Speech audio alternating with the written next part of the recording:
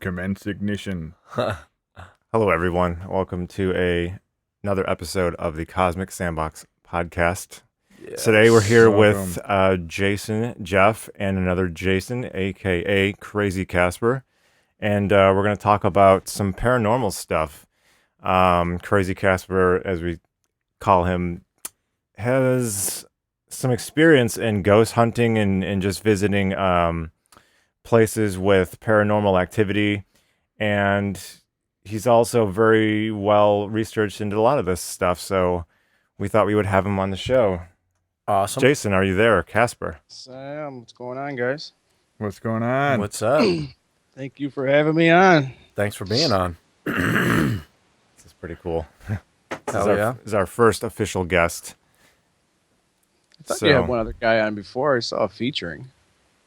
What's we that? had True, Coley. we did. Yeah, we had Coley, featured that's right. Coley. That's right. This is our first virtual guest Exactly. Say, I calling in. stay studied up on everything, I guess.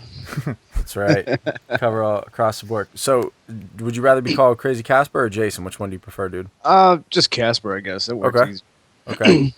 Yeah, I saw a couple of profile pics there, dude. I like the mask, the one with the blood and the mask on. That was pretty Oh. badass. Yeah, that was pretty cool.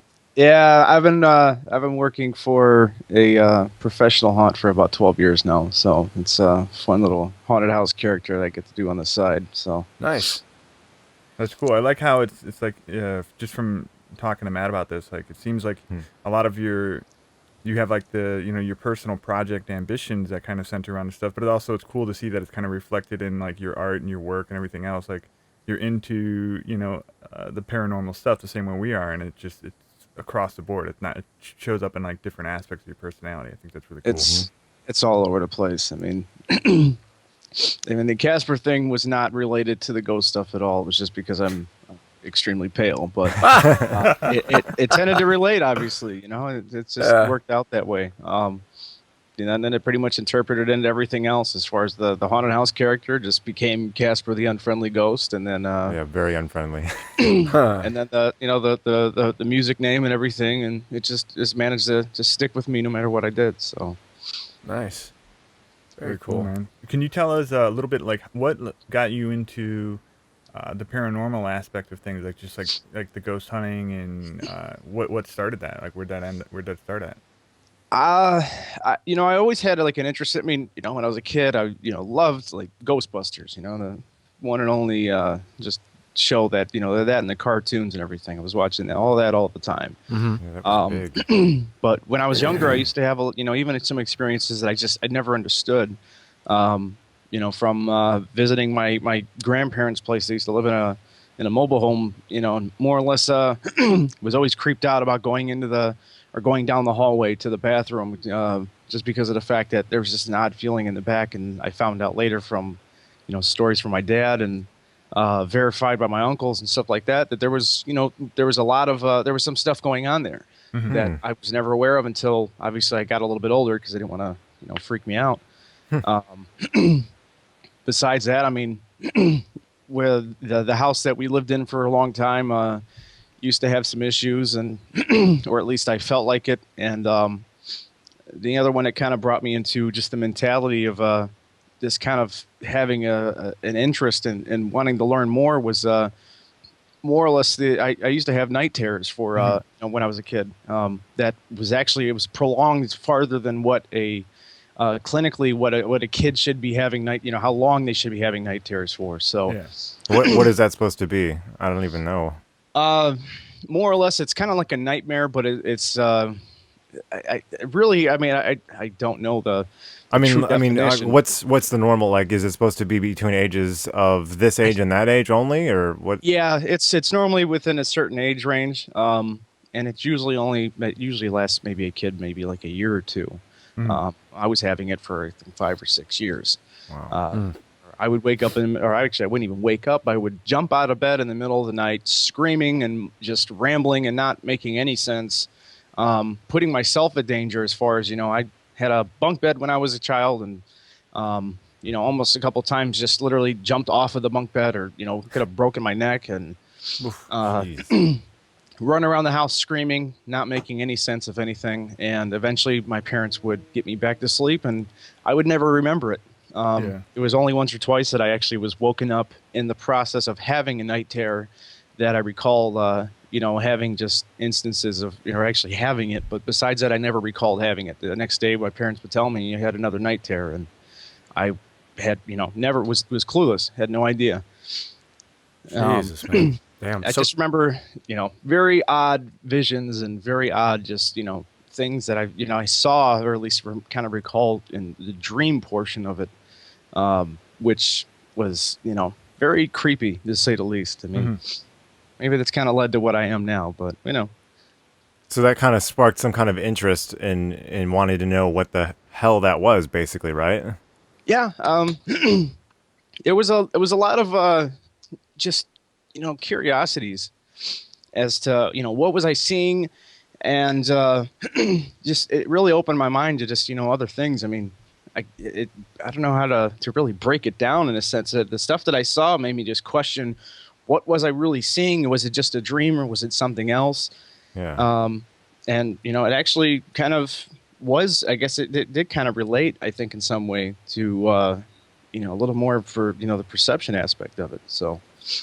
Kasper, let me ask you something. Like this, one of my theories with certain things is that kids, when basically children are much more sensitive, in my opinion, to Absolutely paranormal, like paranormal stuff. And I even now, like I'm 30 years old. It's hard to put myself back into the mindset of being a kid. But when I've read stories about how a lot of kids are sometimes able to see things or experience, feel, sense energies at different frequencies. Let's say it's like a ghost, something paranormal. And as you age, you basically become desensitized to that. And it's a lot of, parents telling you, oh, these things don't exist, that doesn't exist. So you basically start to edit it out of your reality. Do you remember personally as a kid, like when you talked about like going down that hallway and you could sense things, like I feel a little bit when you said that, it jarred something in my mind that mine too. Yeah. like that when I was a kid, I could be around places and I was more sensitive to the energies. Yeah. Like I could sense that this was a creepy place or that wasn't, but maybe I'm not so, well, now I can today, I think more, but I couldn't for a long time. Like I couldn't do that kind of stuff. And I'm just curious what your thoughts are on that. It's absolutely true. I mean, I really don't think there's any way around it. Kids are definitely more susceptible to experiencing, paranormal activity. I mean, as far as number one, yeah, you haven't trained your mind. I mean, it also refers to the pineal gland. As far as it goes, I mean, the older you get, the more time you've had to either to calcify it or not work that muscle out. Whereas kids, everything's still very active and very just it's still developing to a certain extent. I have a younger brother, for instance. The house that my family lives at now, he pretty much has grown up in. He was having experiences as a child, as a young kid, and having stuff happen that it just more or less it really kind of solidified my thought about that because of the fact that number one, you haven't really had a chance to there's not they haven't learned that the logic sense or a way to just kind of shut it off or ignore it. They focus on everything. My brother would wake up in the middle of the night, having dreams or whatever, and then would just, I think the one instance I had was, I went into his room. I just got out of a shower. I threw on some shorts or something. Didn't even get a chance to lay down. I went into his bed after hearing him, not into his bed. I went to his bedroom. After hearing him having, just kind of waking up, screaming, crying, stuff like that, and knelt down. At the time, he had a, real car bed type of thing that was low to the ground, and I just had this weird feeling because he was sitting up and he wasn't responding to me as I was asking him what was wrong, but the entire time he was looking over my shoulder. Huh. Eventually, my mother, she ended up coming upstairs because they had a baby monitor still situated in the room, and she turned on the light, walked around behind me, and I had scratch marks on my back from I didn't even feel anything, but the whole time I had this odd, just very bothered feeling that something was going on, and he was looking right at it the entire time. Wow. And I didn't have anything on my back beforehand. Nothing had happened. That I was aware of. And it just, that was the kind of the beginning of it, and I started paying more attention to it. My mom went on some eBay spree and bought Ghostbusters toys, the stuff that I had when I was a child, and he used to grab those toys or the proton packs and everything, and he would go into his bedroom specifically to go bust ghosts. And that was right away an indicator that, he knew that something was there. He related it to what he knew. And as he's gotten older, he stopped paying attention to it as much. Yeah. And it become more desensitized, either by the fact that, number one, he's not exercising that pineal gland. He's not, utilizing it. So the perception isn't there anymore. I mean, he still has curiosities, but it doesn't, he's not utilizing that enough to really pay attention. So it's going unnoticed now. It happens, I think, way too often with kids, and most of them just don't really want to look further into it, or they're just told, they're convinced by their family. Yeah, rightfully so. I think there's a big disconnect between, unfortunately, with many parents dealing with kids who say that they're seeing things or experiencing things, and then the parents telling them, well, that's not true. I don't know if you listen to Coast to Coast, but Coast to Coast AM. Yeah, they have some great people on there. There's a guy whose story stands out that was just so fascinating. It's one of the coolest stories I've heard on there. And this guy was a firefighter, and one of his best friends had died a long time ago, and he was, I think, a firefighter with him. And anyway, this guy who's still alive, he had a daughter who he would catch her talking to herself when he wouldn't be in the room, and then he would go in there and be like, oh, who are you talking to? And she would just always be like, oh, I'm talking to my friend. And she was like a very little girl. She was like 2 or 3 years old. And he asked her to describe this friend. Finally, just kind of he let her go with the curiosity. He didn't tell her that she was imagining things, and she described this person that reminded him of his friend. Sure enough, he shows her a picture, and she goes, "Yeah, that's my friend, and this is his name." And she and it struck him like he didn't know what to do with this initially, because he didn't even believe in ghosts and the paranormal and stuff. And then so he started to study into it, and his take from this was that, his former best friend was basically serving and kind of watching over his little girl, and it was in a very benevolent fashion, and but it took him a while to and he was glad that he didn't diminish her and tell her that this was all fake, and try to play it off as something or something. Don't get into that. Yeah, and just there's you're stories like that things. all over the place. I mean, it happens more often. I mean, sometimes it's maybe a loved one or a family or friend.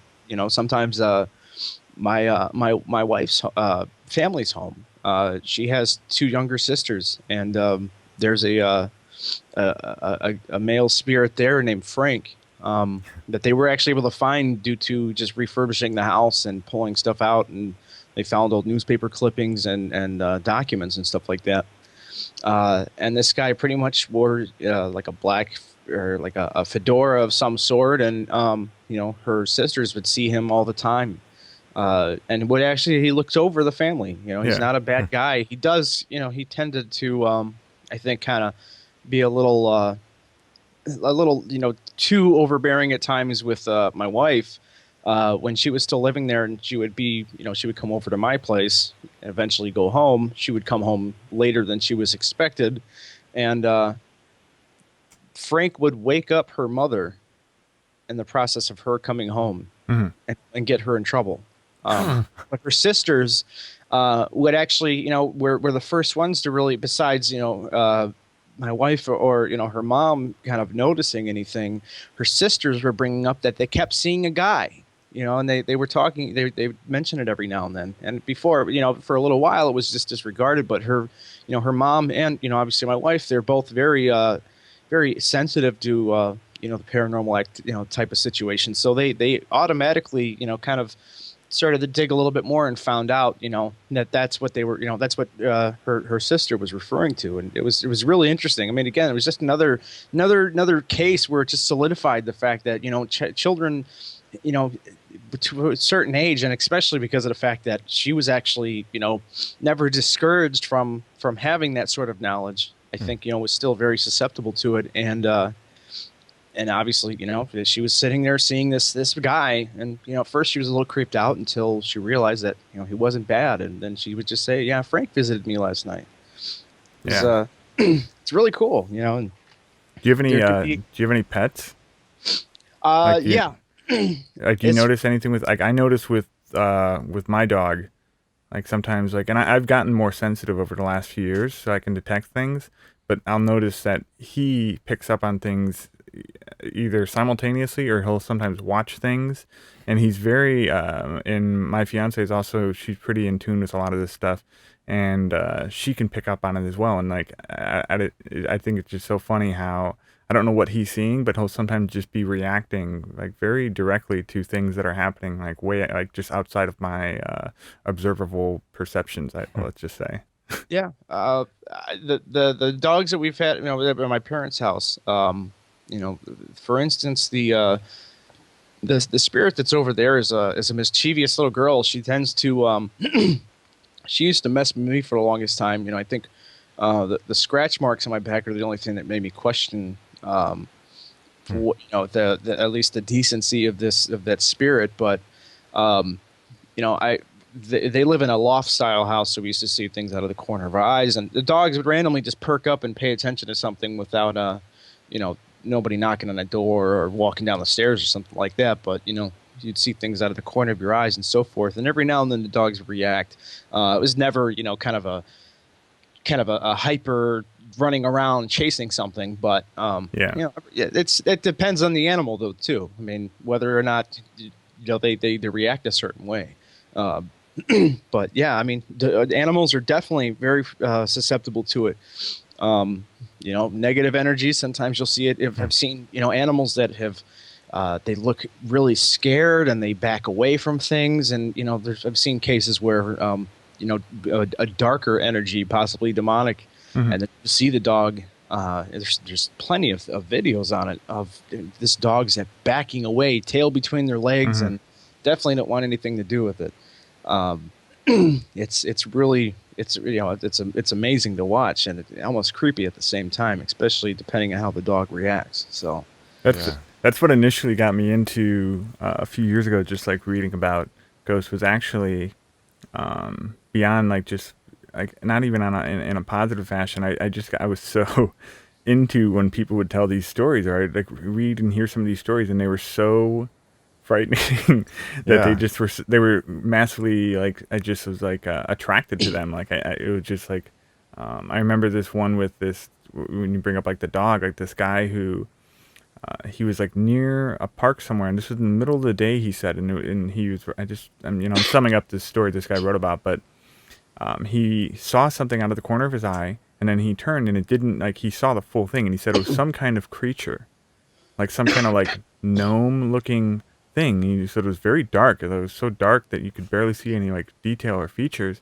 and he said his dog just like was in the car with him. The dog just started pissing and you know tail behind the legs and just like was like whimpering and was immediately like they were both like fixated on this thing which is like 50 or 60 feet away from them, and they watched it cross. He said he like watched it cross this and like it moved in a very non-human, non-earthly, never seen anything move like that manner, and yeah, it was just gone. And he said like it took his dog like 15 minutes to calm down from Wow. experiencing that. So I almost look at that as like it's like as an energetic level. It was something that somehow, spiritually or it was like a lower density, darker energy that somehow manifested into the physical and was felt by this guy and this dog, and it was just like both of them validation in the sense of them both experiencing it, and it was just like almost like a glitch in Matrix or something. Yeah, seriously. you kind of wonder, you know, what exactly it could be. I mean, I'm not a very religious person in sense, and sometimes I question the validity of either if it's technically demonic or if it's a you know, something along the lines of just a negative energy. I mean, if you think about the fact that our souls technically is just energy, it's just manifested energy inside of a body of some sort, or you know, just it's held in there, and what happens afterwards, you know. But I mean, I kind of ride a line between, you know, uh, more or less like the aspect of if it's, you know, if there's demonic and angels and things of that sort, or referring back to just it being just an energy that something has just resided or has not moved on, or you know, gone back to the Earth Force or whatever you want to call it. I mean, you break it down anyway, but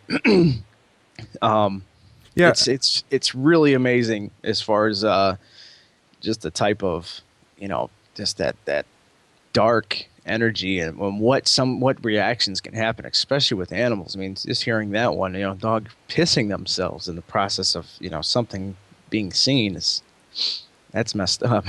Yeah.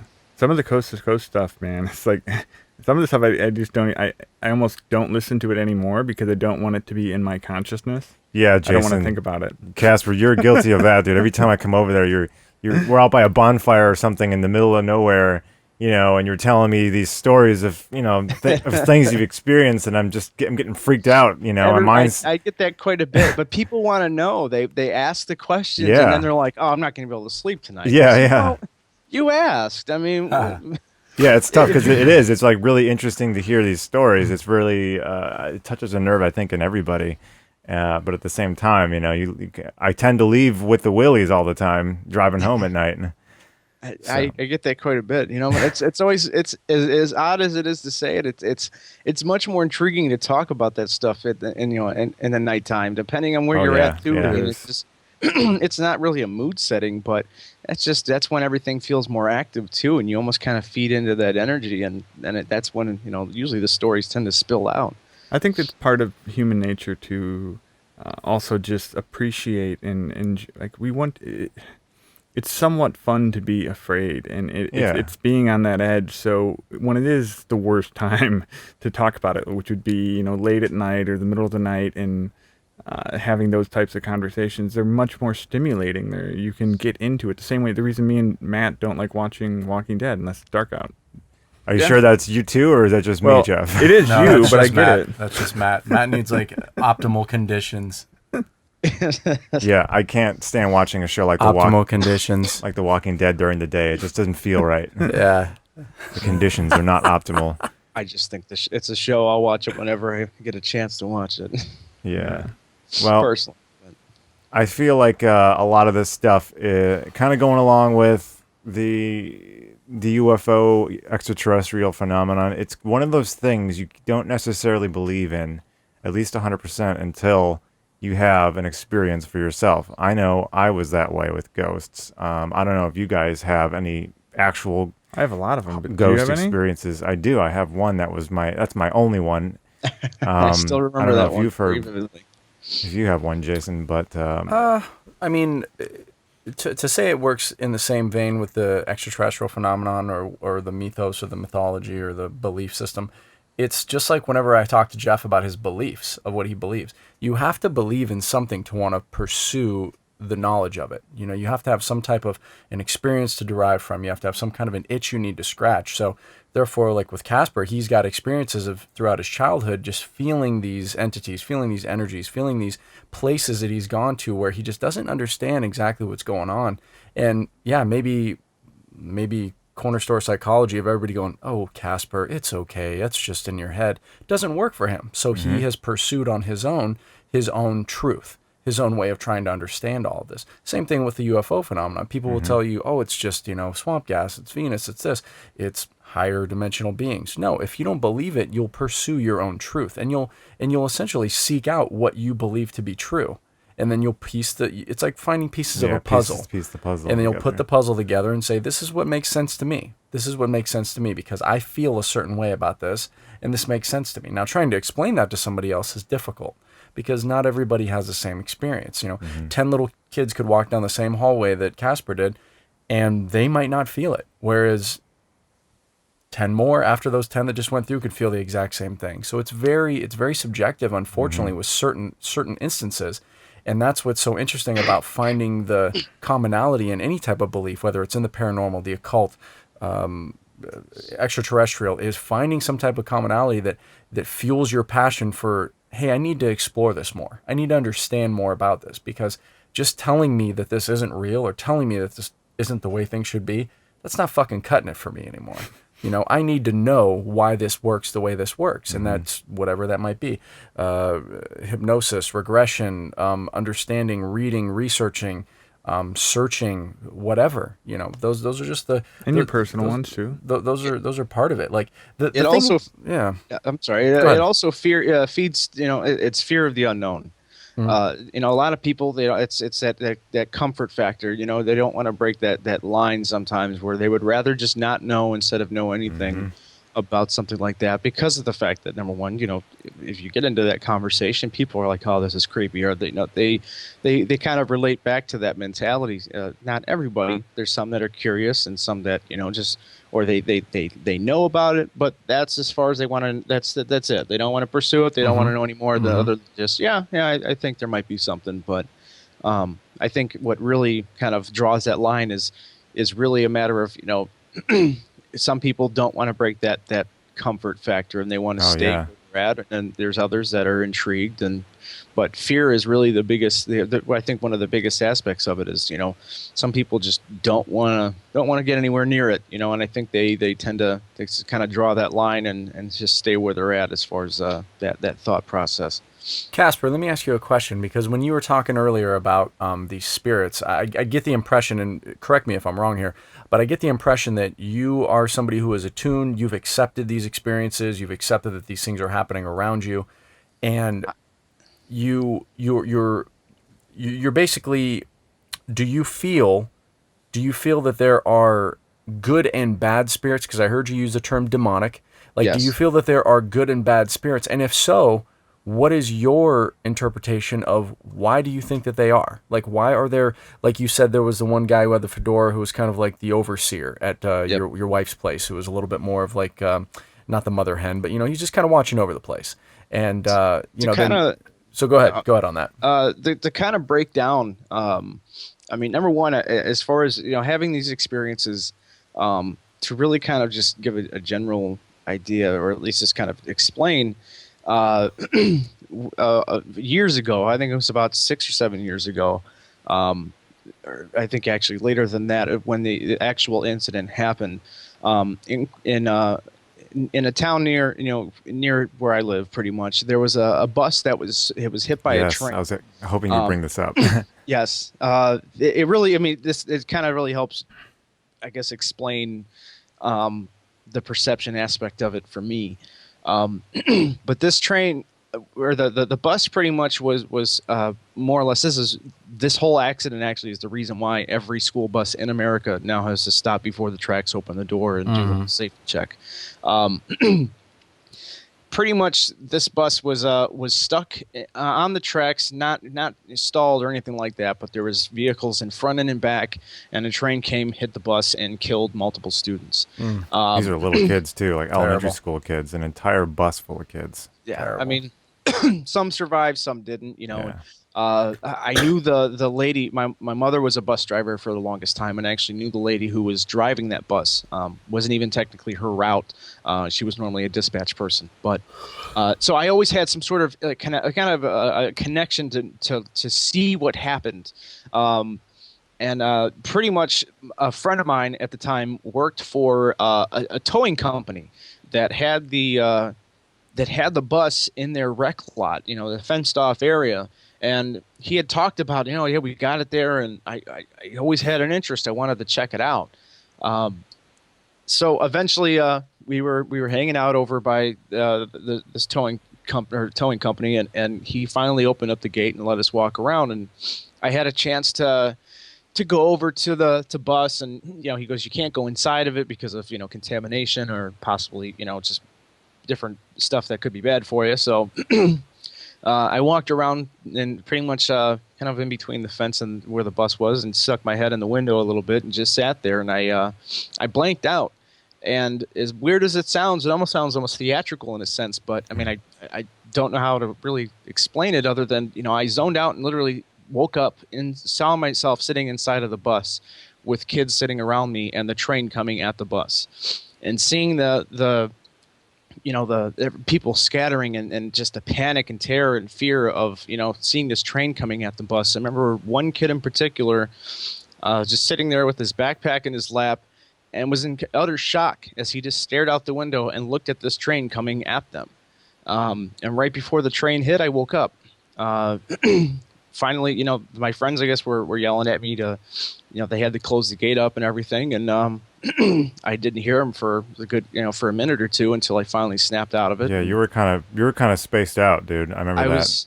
Were you with us? I can't Yes, remember. I was there. You were. I remember you being more pale than usual after that. Yes. I was freaked out. Very pale. I mean, as weird as it is for me to say that, considering how white I am, I was definitely much more pale, and I was really out of it.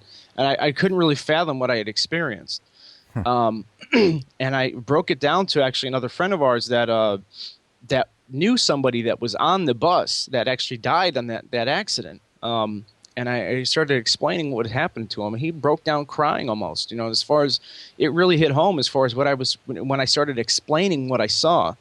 I ended up taking that story to a forum online, some ghost website or something like that, and people were talking about explain your experiences. Mm-hmm.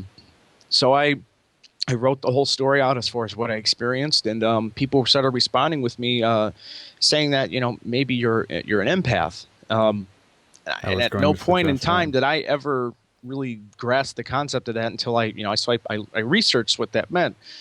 And it's more or less the perception of emotion and feeling. By all means, I don't talk to ghosts or anything like that, but I just tend to catch very odd feelings about places that I go.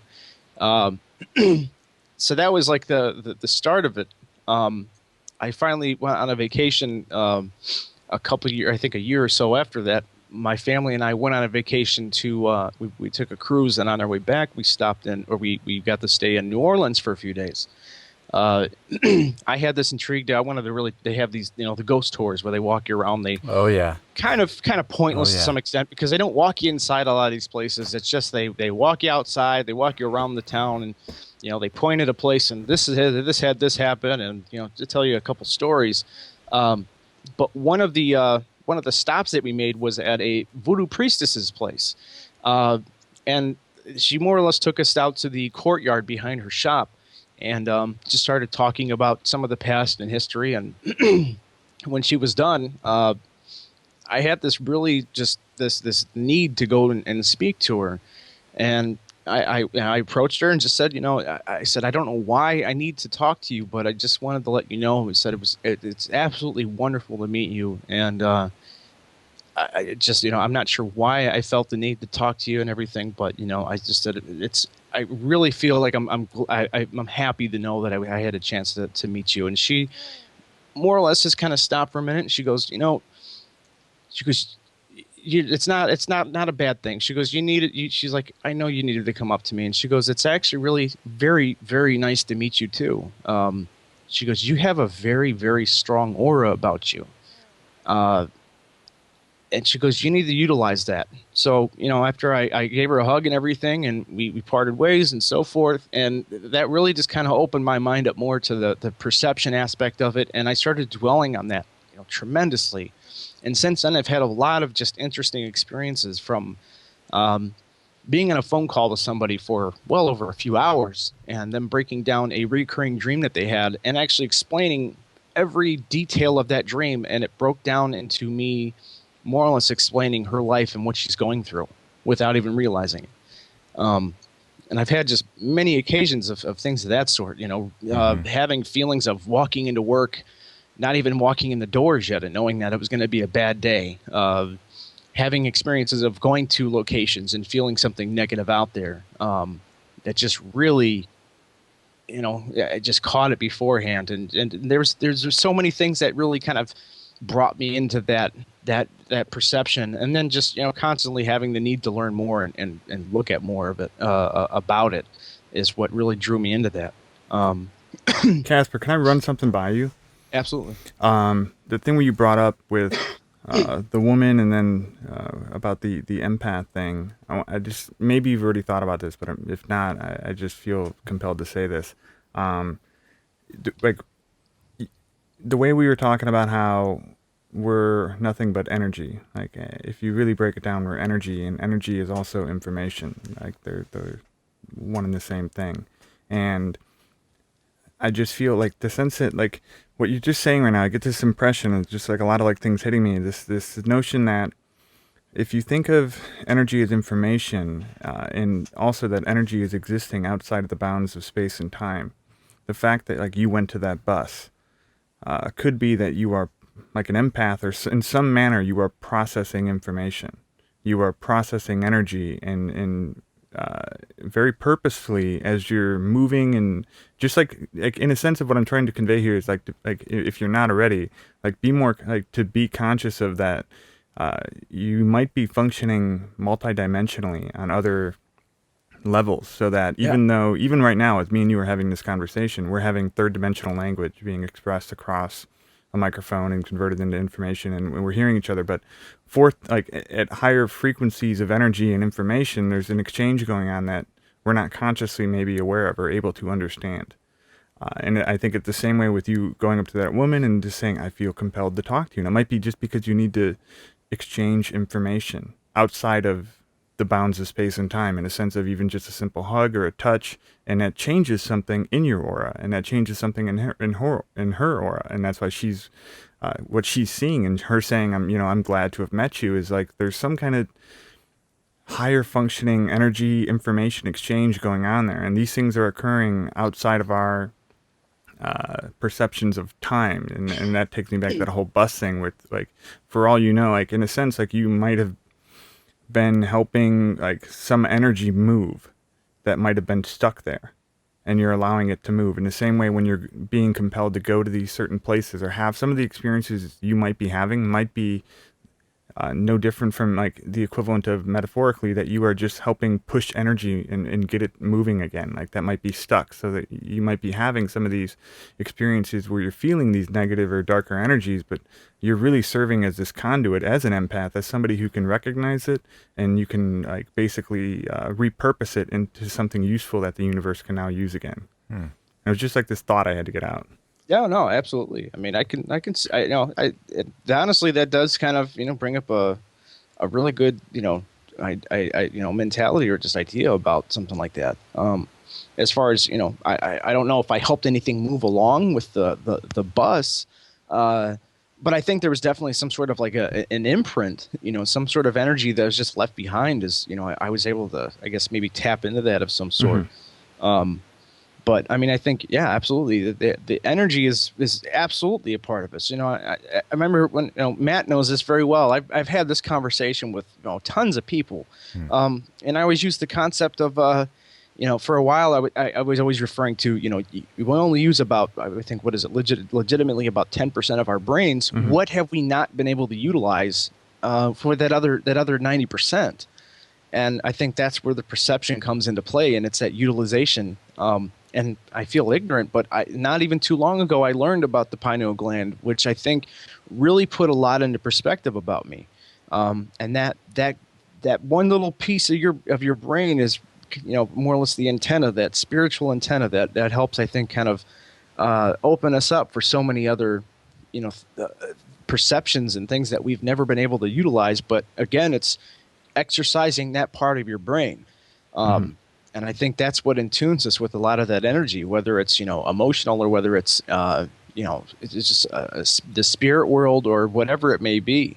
And I think, that's really, I think, where I guess what people need to start tapping into in order to utilize or possibly see something else.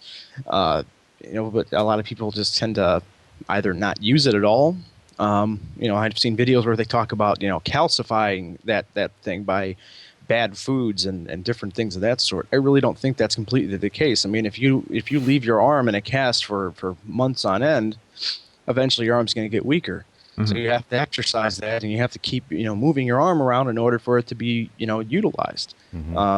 Just in the same way, I think that, that the pineal gland is the same way. You have to exercise your brain. You have to exercise your mind to utilize that, to kind of dwell into that perception a little bit more. Yep. And I think that's where people are kind of just they're not tuned in anymore because they've let it almost calcify or just become weak.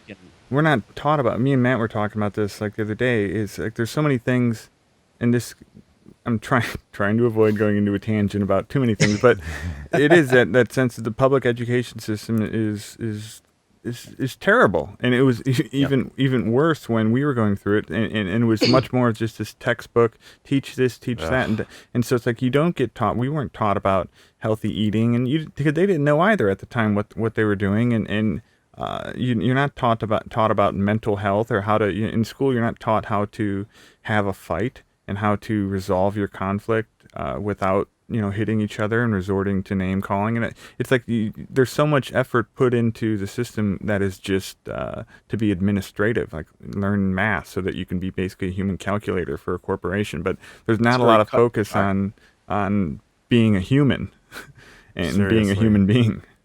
Well, that was never a school's job in the first place. I mean, I think that's putting a lot on That's a good the point. institution's foundation. I mean, that's your own either personal journey or that's your parents' journey. That's what you need to have instilled in you. Like, my job when I go to work is to do that job. My job when I go to work isn't to learn about all these other things. If I'm a person who searches those things out on my own and has questions about those, I will search those things out. But to expect an institution to instill those types of values in you, then you're putting the wrong expectation out there. I agree with you in a sense, putting but way too I much on feel there. we recognize this. I don't think our Because parents, you've searched for it. That's because you've but, searched for it. That's why.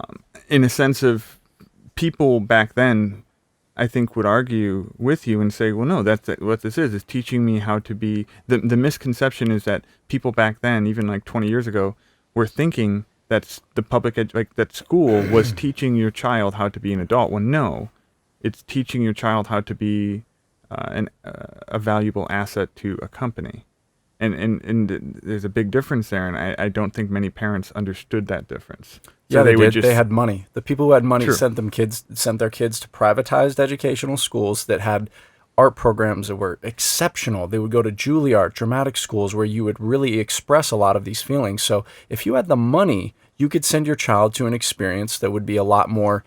I would say directed. You could have a more directed education. However, if you don't have the money, you're put in a population. You're put in a gen pop. An association of just, look, we're going to give you the basics of how to kind of get through this. We're going to give you the ability to understand a little bit of history, our version of history. We're going to give you a little bit of this, a little bit of that, a little bit of this. And then if you have any further questions, pursue them on your own, or you can search it out through your social circles, your subcultures, your et cetera, et cetera, et cetera. So to think that school should have all those things, we're going way off topic with that, because, dude, that's just... I think just to Wow. kind of to slightly argue that point, I think school systems in general, I think if they utilize just one thing, one sort of a class as kind of a self-discovery type of class, even just one class would be something enough. along those lines to kind of spark more of a It would be, but you know mental what would happen, guys? stimulation. You know what happened? They'd bitch about the budget. They'd Oh, bitch absolutely. So again, we They go would cut back. that first. We go back. Yeah, we go back to this thing of they're going to give you the basics. It's like getting the basic car, the Honda DX. Okay, now you can buy the Honda DX for $9,000, but if you want the CX with the power windows, well, it's going to be $11,000. But if you want the air conditioning and the moonroof, it's going to be $14,000. So again, we have been conditioned as humans to be offered, look, you can have this bare bones package of this. But if you'd like an even better, more extensive vacation package, you can pay a little bit more. You can pay a little bit more. So would it, in an ideal world, in a utopian society, yes, we should have everything available to us. We should have classes that tell children, hey, if you can't read correctly, if you're dyslexic, if you're this, if you're better with art, let us focus on your strengths. Let us give you this. But instead, we live in a world where public education, because not everybody can afford privatized education, you have to try to work within that construct.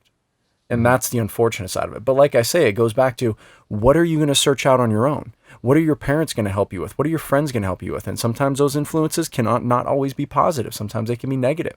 Sometimes those can be very stifling.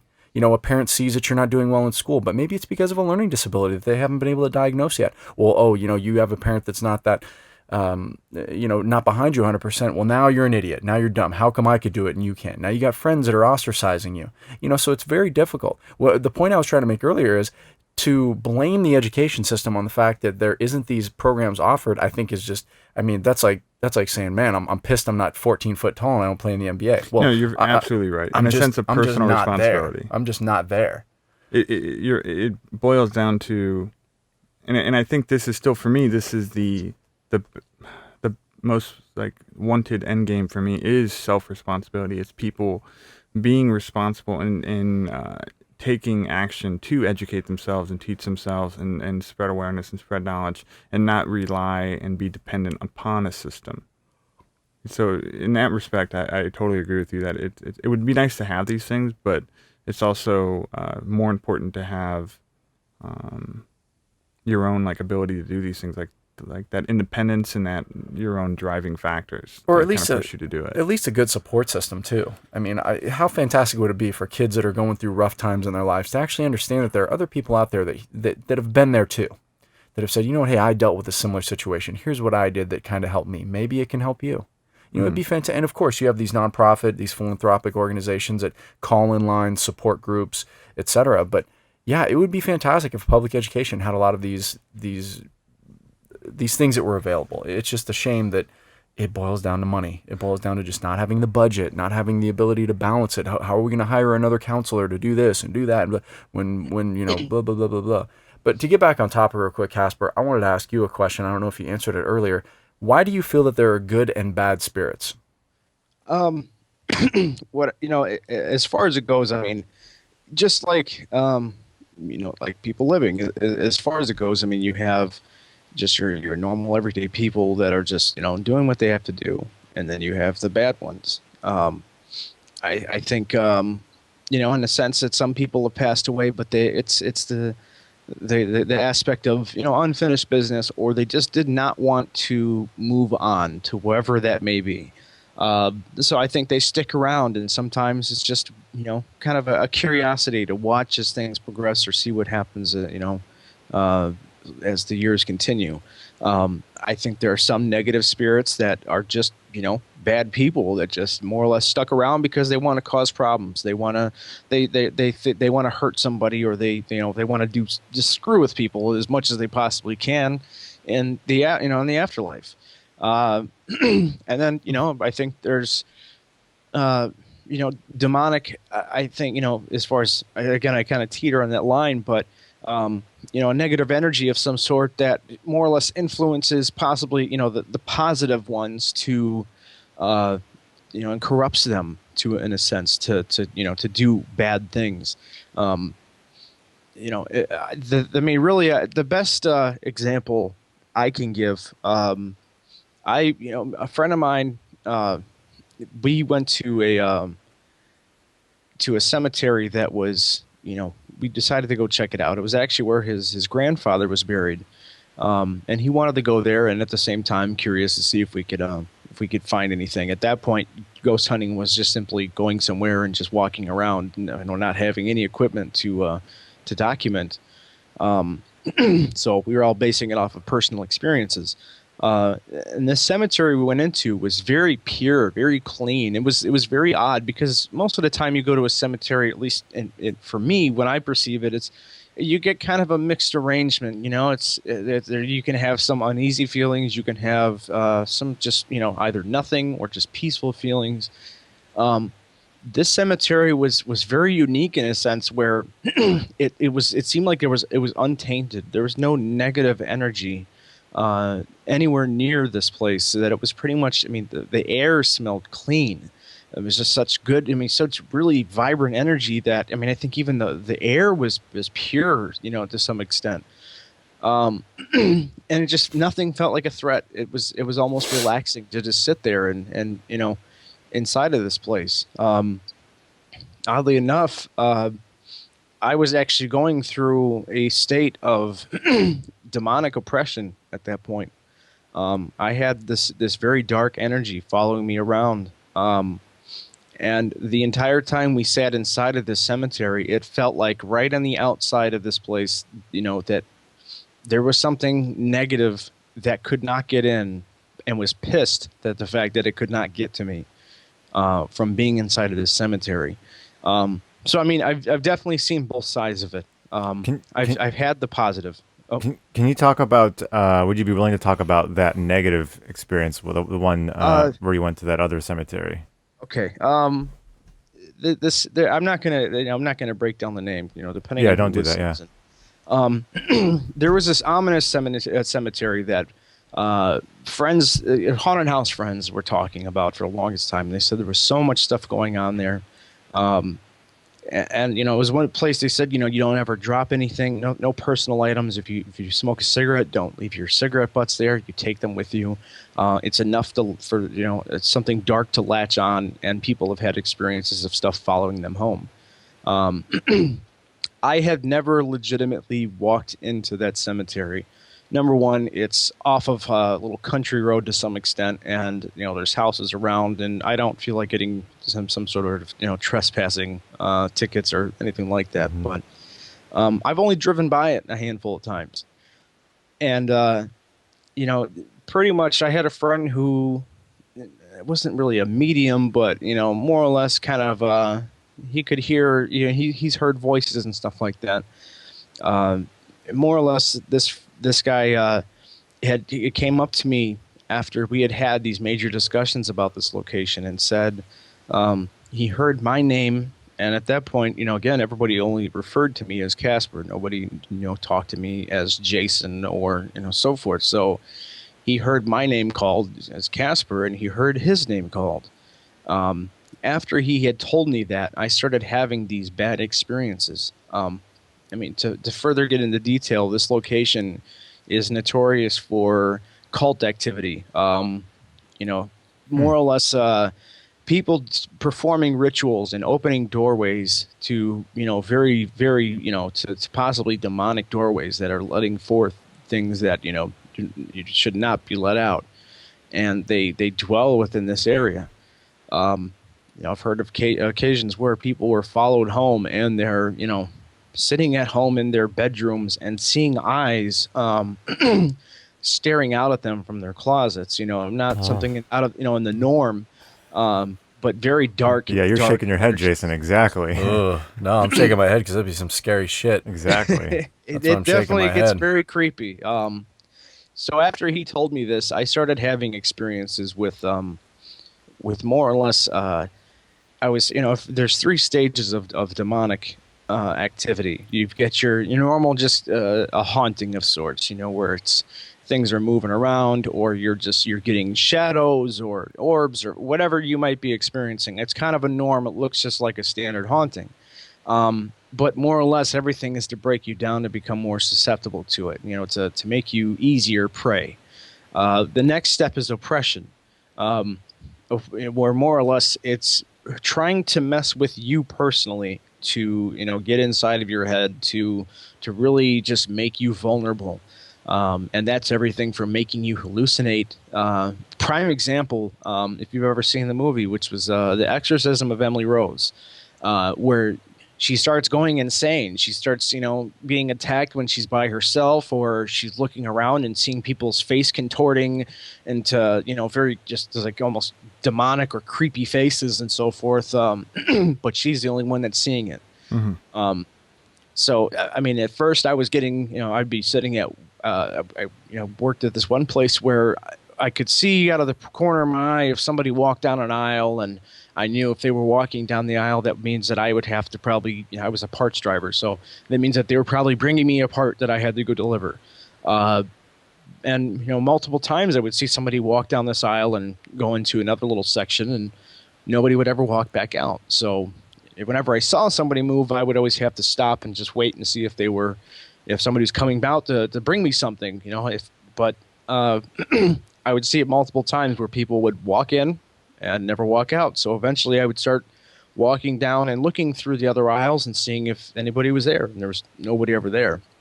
During some of the slow days, I would walk up front and say, when are you guys just coming back? And no, we've been up here the whole time. It's pretty slow right now. Okay. It kind of sounds like my ghost story. Yeah. That's pretty common. Seeing something out of the corner of your eyes is very common for a possible, just haunting or spiritual activity. Mm-hmm. But it went further than that. Eventually, me and my friends, we just go out and just drive around, do whatever, being younger. We went to this one area, this wooded area behind a car dealership that my friend worked at, and he was I mean, he was kind of a redneck in a sense, but he was showing another friend of mine a deer spot. As far as this is where they nest, I would love to come out here and hunt, but I had this very bad vibe that something had followed us there, and I more or less just kind of told him. I said, we need to go now, and we turned around, got in his truck, and started driving off. And after we got in his car and we started driving, every time I blinked my eyes, I would see this demonic face staring at me.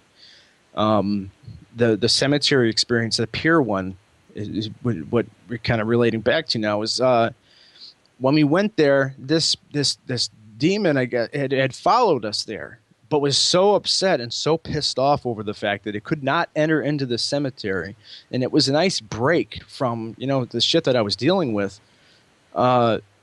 It pretty much, it could not get in, and we had just this pure, beautiful, cemetery. It was untainted, no bad feelings, no nothing.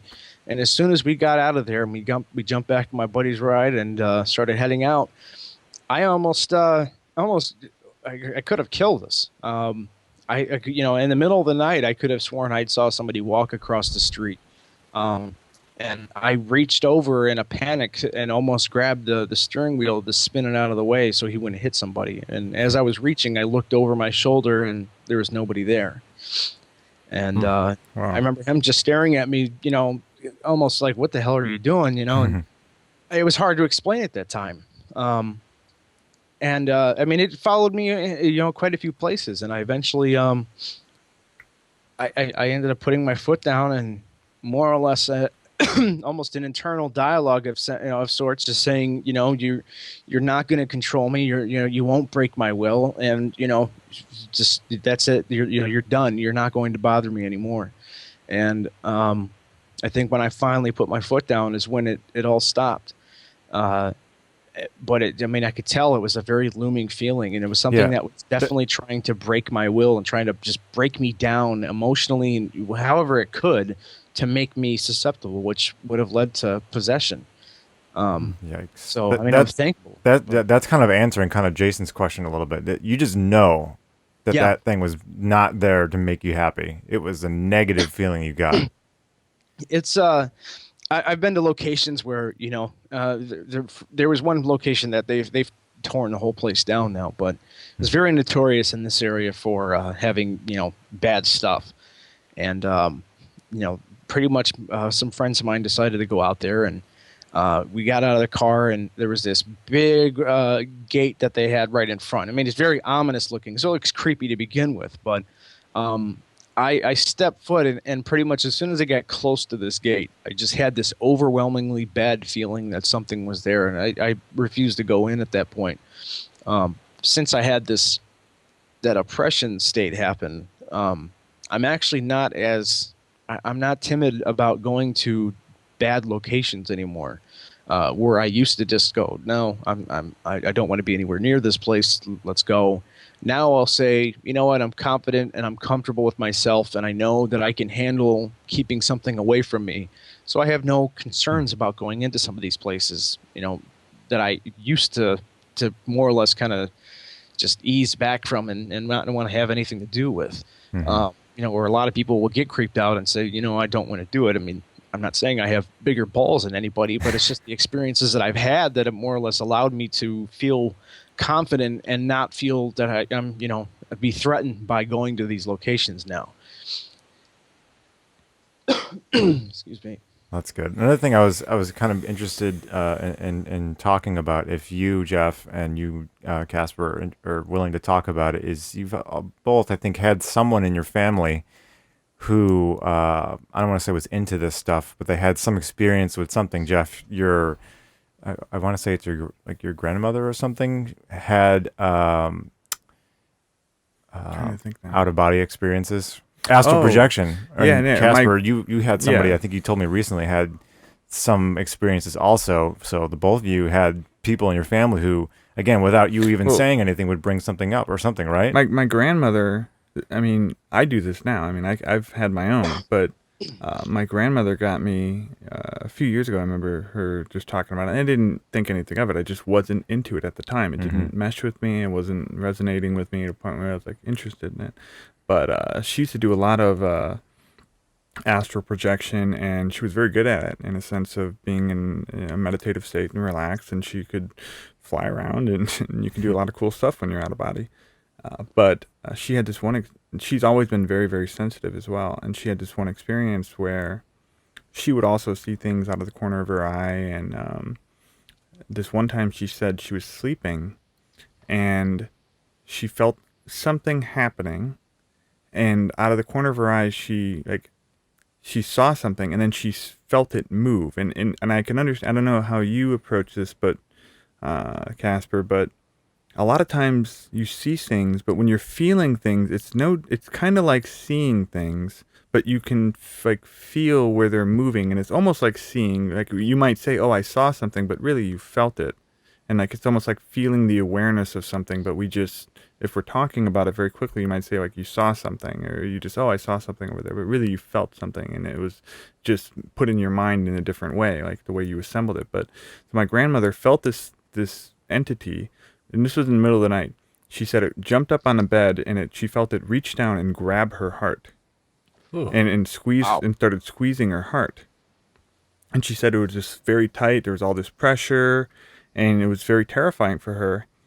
And I told her, and this was just my idea, and like she interpreted it. And this is where interpretation and your perception to me is very. It's very subjective, because her initial response was, this was terrifying, this was horrifying. I don't know this to be, I don't know if this was the case, but I just proposed to her that you might have been also maybe having a problem with your heart. For all you know, Heart attack? You could something was look coming at up soon. Maybe it was going to become a problem. You could be thinking this was a demonic entity.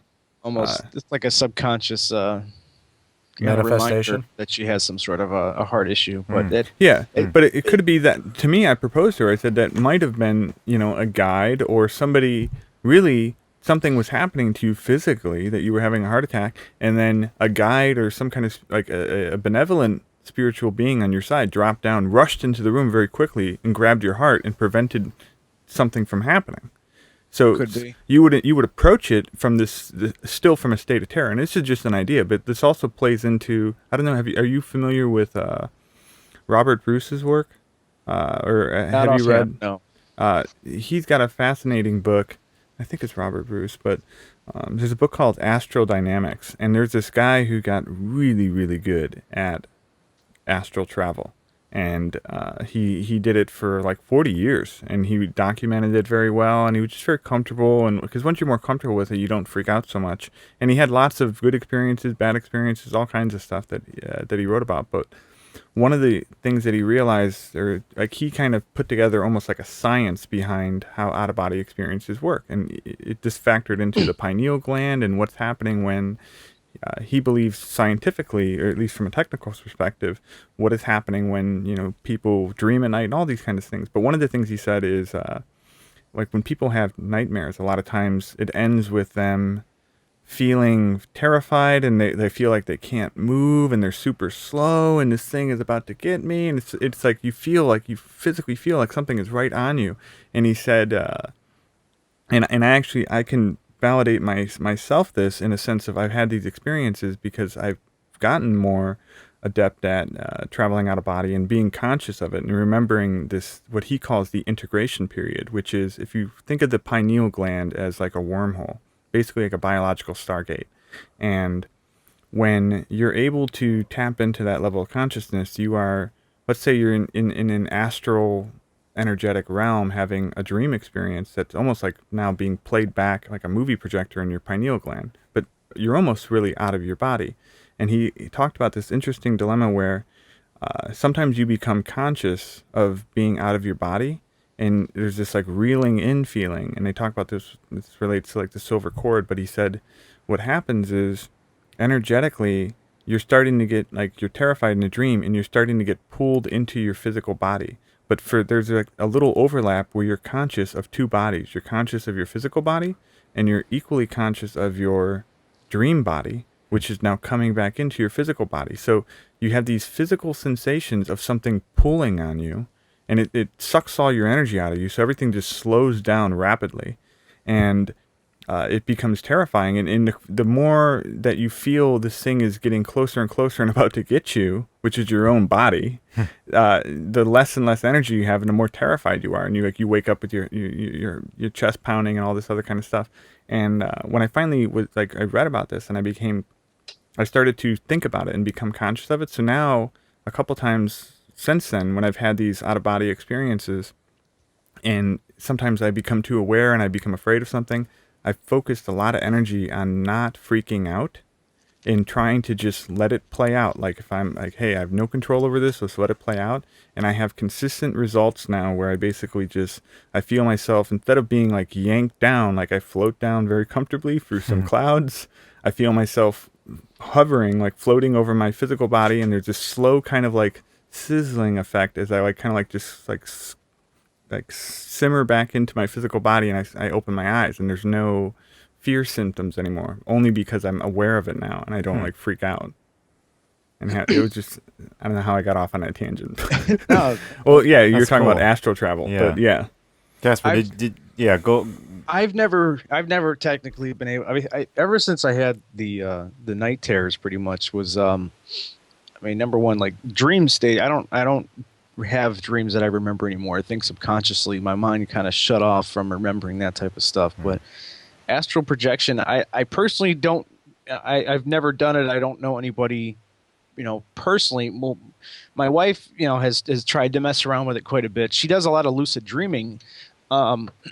Which I'm very jealous of. I always hear people tell me about I had this great dream, or they wake up almost and then remind themselves that they're dreaming and then go back into it and start messing around with their own dreams.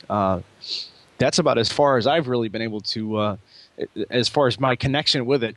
I unfortunately for me, I'm kind of I'm more in the here and now type of situation. I've heard about people doing what they call kind of spirit walking or something like that, where in the same sense, it's pretty much astral projection, but trying to go to another location in the present, in the now, and view, or remote viewing, I guess is the other term. Yeah, I read a lot about that. Where they're looking around, and I've tried to mess around with that and sorts, and had very minimal success personally. But unfortunately, I think with me, I have such an active mind on a consistent basis that it's hard for me to really to get into that sort of mode. I've tried meditation and many other things. Unfortunately, my mind just never shuts up in order to achieve anything like that. But my wife, she constantly, comes to me about, she had this new dream and, this lucid dreaming, and then she'd snap herself up and then, realize what was going on and go back and then start messing around with, it's flying around, or, I turned into a wolf and was hunting and all sorts of cool stuff. And it's like, wow, it must be fun. Unfortunately for me, I black out and then I wake up and, it's a different time. That's about it. Time travel. Yeah, in a sense, I guess, right? Yeah. Kasper, have you seen the movie Insidious? Yes. Dude, I really, really enjoyed that film. I thought it was one of the creepiest films. What did you feel about it? I liked the concept. I loved it. I hated the astral projection scene. Personally, I felt like they ran out of a budget at that point, so they decided let's make a black room with smoke in it. Are you talking about when he left the house and was looking for where the demonic entity Yes, had his son? yes. Are you talking about that? Yes. Okay. I think the film was only a $3 million budget, so I think that's probably why we got the smoke machine. I mean, I thought it was a really cool concept, and I mean, I think that absolutely is possible. To go somewhere else and view something, or you're going into a different dimension possibly, and then the problem is if you get lost, what can possibly go back with you or follow you or possibly beat you to the punch? That whole concept I thought was brilliant, but the movie itself, okay. I hated that scene. Yeah, you guys. That whole scene just pissed me off. I mean, it's like the even the style of, or the camera, what they were using completely changed to a different.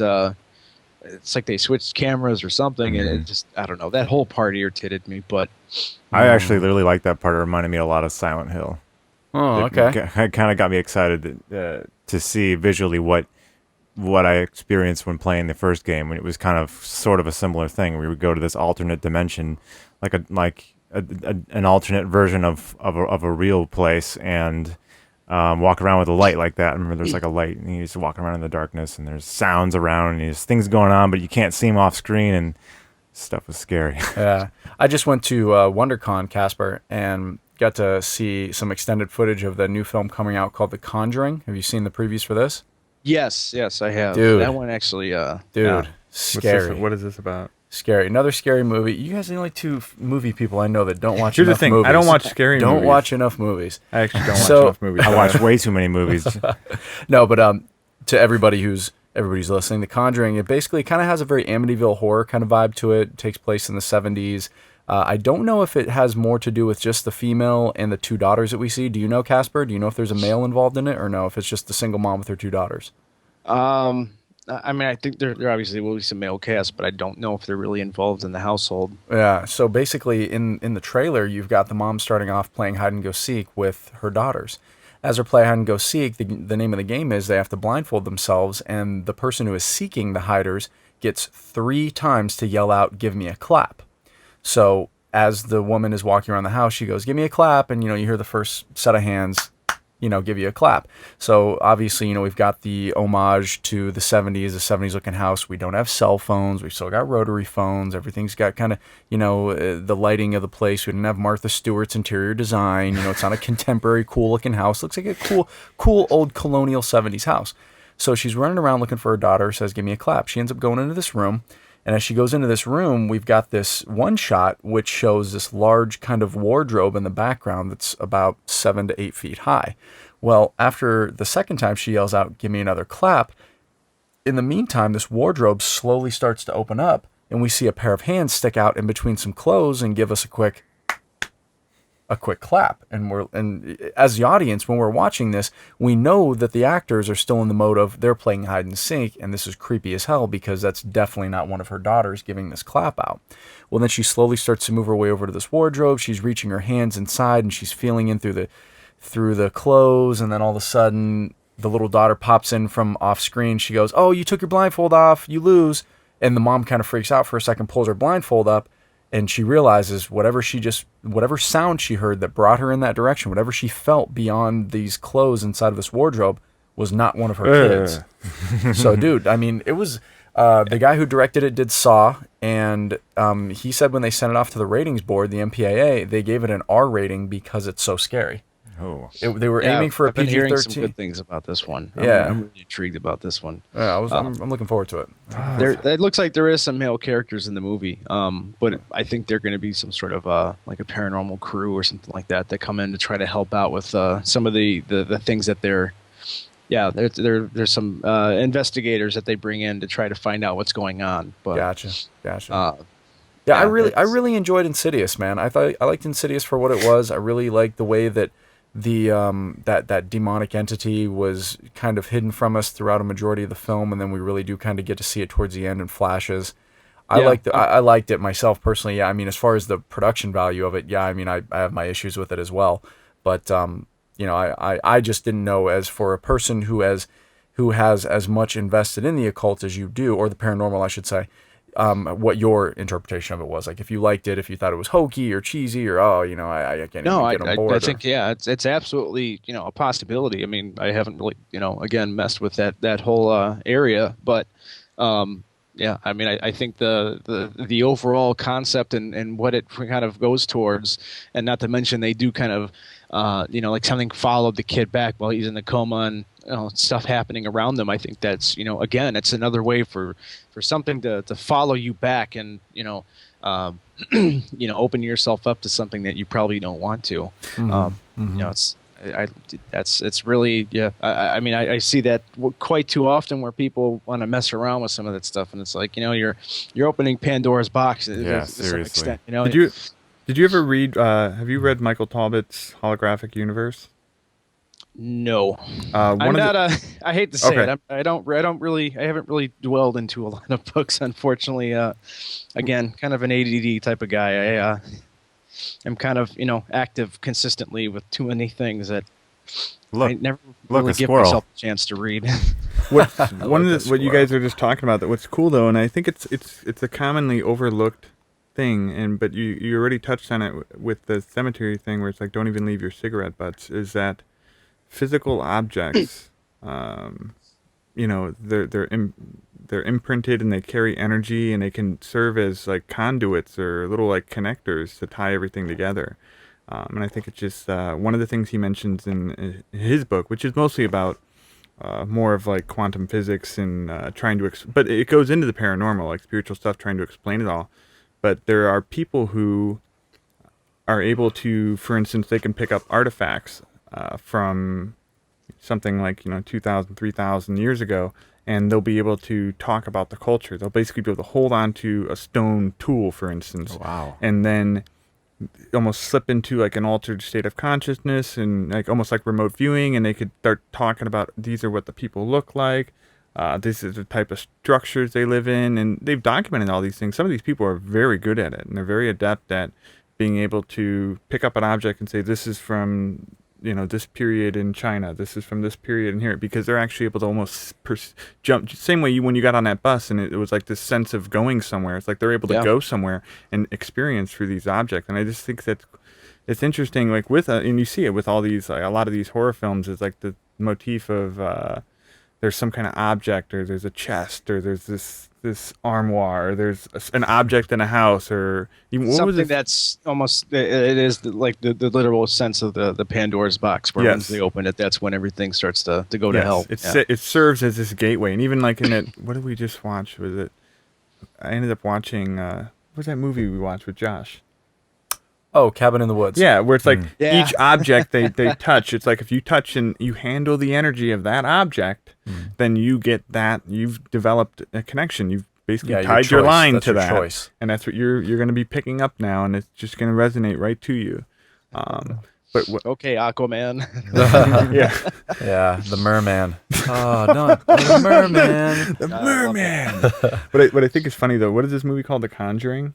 Conjuring. Yes. Yeah, Okay. Yeah. If anything happened, I mean, I got to give it to the writers though. For so many of these movies, to me, the trick is coming up with good writing, because there's got to be some way to keep the family in the house. Because if something happened at this house that I live in, where they're like, all right, we got an investigative team coming out here with some real shit and some real hard, I'm like, cool, I'm fucking gone. I'm at the next hotel. I'm on somebody's couch and sleeping in my car. What are you going to come up with that somehow I am going to stay at this house? Right, Somehow, right. oh, I've got to fight this. I've got to be here. My daughter's got to go to school. Yeah. Like, you can't do this from a hotel room. You've got to still touch creepy hands coming out of the closet. Oh, dude. Yeah, I'm telling you, we'll watch the trailer after this. It's good. It's good. Man. It's really good. Well, Kasper, you have a story of actually helping somebody. It's sort of in that situation where their apartment or their place was haunted, but again, I kind of wonder, when you tell me this story, why the fuck don't they just leave?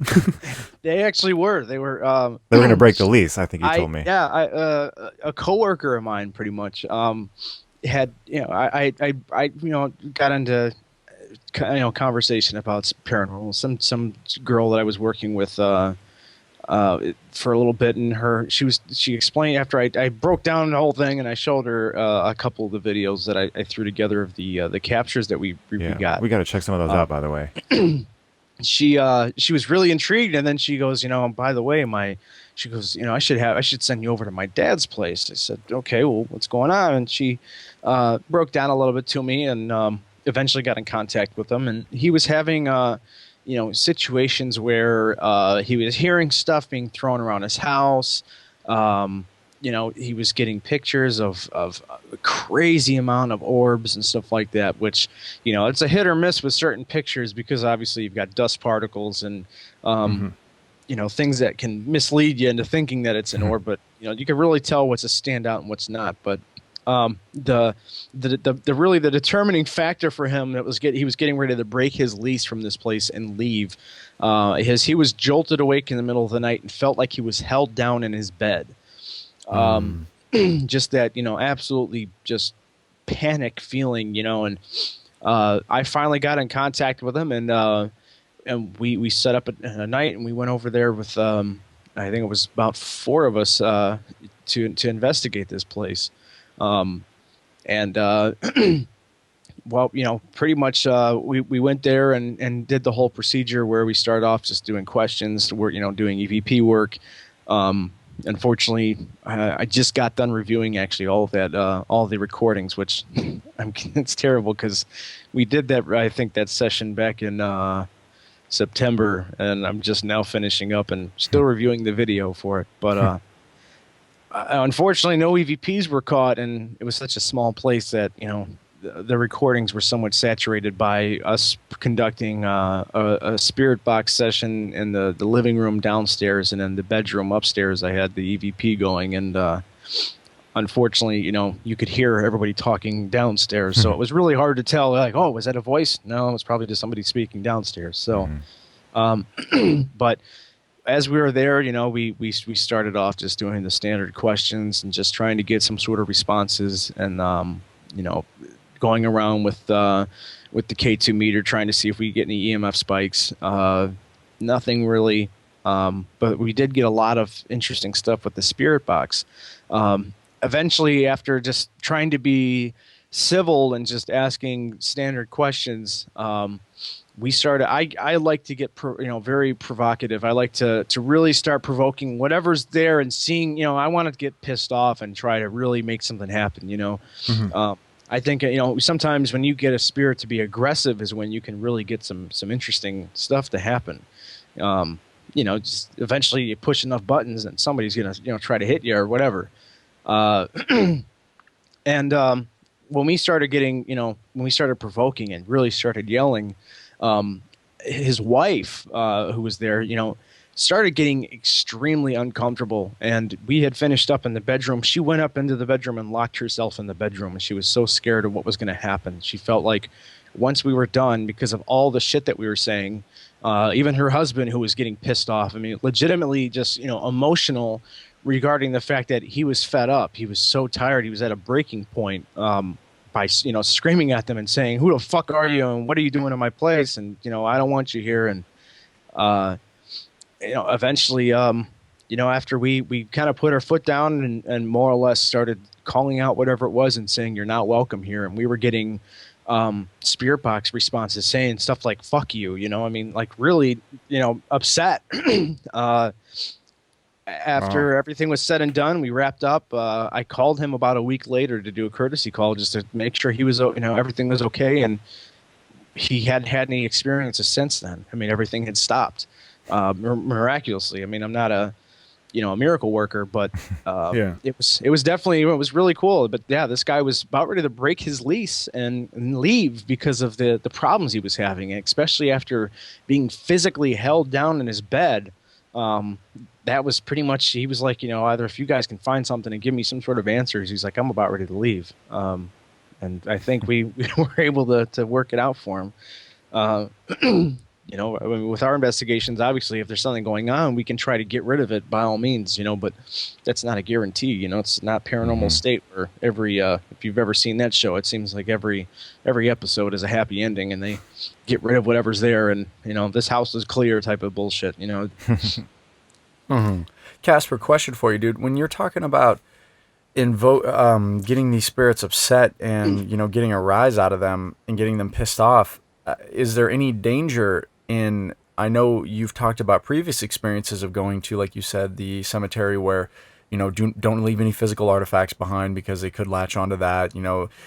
Is there any danger in them latching on to you being somebody who is there, while you're doing this? Like, is there any kind of a, are you at risk, I guess is my question, while you're doing this, while you're is that called invoking the spirit? Well, no, provoking. No? Provoking. Invoking would Provoking. be actually like bringing them forward. That's more or less like a Gotcha. A ceremony, a ritual type of thing where you invoke spirits to come forward. Got it. Absolutely. provoking can really, you can definitely have some actions happen out of that. I mean, I've been physically attacked twice, on two separate occasions. One of which was actually the initial story I was telling you about when my little brother was waking up, and when my mother walked into the room, like I said, she turned on the light, walked around behind me, and I didn't have a shirt on, so I had 3 scratch marks across my back. That I was not aware of. I mean, I didn't have anything on my back when I had got into the shower. Or when I got out, I didn't even get a chance to lay down. I heard him cry and went into his room. And I didn't know how to explain that I had scratch marks. I've had it on a secondary occasion in a different location altogether. And me and a friend of mine had gone there a couple days prior. And there's supposedly this old, this kind of not frontiersman, but like a survivalist type of guy, or older, when the town was still like in the 1800s, or I don't know the legitimate story, but was supposedly tied to a tree and burned alive or whatever. But it was supposedly they claimed, or they tried to blame him for being a into the occult, or being a Satan worshiper or something like that. But we found the foundation of where this home would have been technically, and I wanted to get a rise out of it and see what would happen. So I started picking up stones from this foundation and started throwing them around the woods. And I think one occasion happened where we watched all the trees blowing in the wind in one direction, and one tree go the exact opposite way against the wind. And that was kind of the looming, something's mad now. So we went back with a few friends a few days, or on a weekend, and I had scratch marks on my back. Another friend dropped to his stomach and felt like he was punched in the gut, or something was just wrenching his insides. Jeez. And I mean, it is absolutely possible for shit to follow you home, whether just you're not paying attention, it just holds on to you. It's almost piggybacking on you, and it just you just, next thing you know, you've got something with you. We've actually had something recently, or last summer, I think attached itself to my wife and followed us home after an investigation. And while she was she was taking a shower. It was, I think, in the morning, and she thought I had woken up and walked into the bathroom, and she can't see without her glasses normally, so all she could see was kind of a black shadow in the bathroom and everything, and she was trying to talk to it like she thought it was me, and this shadow rushed at her. And and pretty much she fell backward in the shower. Luckily, she didn't really get hurt, but scared the hell out of her. As soon as I was aware of it, I mean, we were able to drive it away and get rid of it. But it's very, very interesting experience. As far as just, you never know, and you always have to keep your guard up to some extent. I usually tend to leave my guard down because I want things to get near me. In reference to what the voodoo priestess had explained to me was, the aura is, it's almost in a sense, and actually, Matt, I remember that video that I showed you explaining the whole situation. Mm-hmm. It's kind of like, it's like an inner light in you, and more or less you just force it outward in all directions and push whatever it is near you away. It's the best way I can really visualize it, and I've been able to drive stuff away from me with things happening. But when I have my guard down, I've had scratch marks. I've seen people get attacked. I've seen things follow people home, and it's always possible. You just have to when you get done with an investigation, you have to pretty much kind of put your foot down beforehand and say make sure that you make it very clear, or however you need to kind of cleanse yourself of that area. Otherwise, it's absolutely possible, and you never know what can follow you home. And I mean, again, for all I know of that, the one that followed us home to our place, my wife could have been hospitalized. She could have broken her neck or something in the process of that thing rushing at her. So you always got to be careful, but I mean, there's precautions to take. So, I do want to add. I mean, these are just some of my thoughts because I like what you're saying, but I think it can also creep a lot of people out. And these are just my theories on some of these things, but and I've felt them like just personally. But when it's very true that things can be suddenly attracted to you, and I think it also is, if you metaphorically you want to look at it, from a spiritual sense, many people are sleeping. And if you become spiritually aware of certain things and start tapping into certain energies, it's suddenly like just standing up in a room, and everybody can kind of see you, like who other entities or other beings or other energies suddenly might take interest in you now that you're standing up and you're not just sitting down. So you're easier to pick out and target. But I think part of it is going through the trials and tribulations of figuring out how to be more adept with your own personal energy, because as you've seemed to have expressed even in this conversation, as you have some of these experiences, it builds your confidence and you start to discover your own ability to do exactly what you're saying, which is to push things away. Because I've had my own experiences dealing with when I had my own kind of, let's say, like awakening to certain things of this nature, where I had to learn how to, where I could sense this was like something I could tell when things were very close to me that were not good energies, and learning how to push them away and repel them and like build up like basically what it is. It's your intent, your thought. Your intent controls everything. So when you really lay out your intent, even with if somebody has like a haunting or something at their home and you're going there, the idea of cleansing it really is to just vocalize that intent in a very focused manner that you are not welcomed here. it's concentrating that energy. Yeah. As far as like my wife has, and I actually used to dabble in Wiccan for a little while. And again, it's more earth magic and things of that sort, but it does obviously attribute to, spirits and Yeah. Things of that sort. It's all a matter of it's will and Mm-hmm. what you consider intent. It's what they call, it's the will of what you want. It's willing yourself to do this or willing this or that, or and that's pretty much, it's the same concept. But yeah, it's Yeah. that inner will that it's more or less you're kind of fueling that energy within you, which allows you to kind of manipulate that or use it to to protect yourself And other people around you. Yeah. yeah. And I bring it up only because I think in some respects, a lot of us, whether we're conscious of it or not, are being influenced by either negative or positive spiritual like beings or energies, right? And I just don't. If somebody believes that they got something going on, the sinking, and I think this goes into what we were talking about earlier. You were mentioning about demonic possession too. The reason they break you down is because of fear. Like they feed off of fear. Fear And yeah. a lack of confidence. So it's like that's part of the whole process of whittling you down to the point where you can be possessed because you're in such a low vibratory frequency.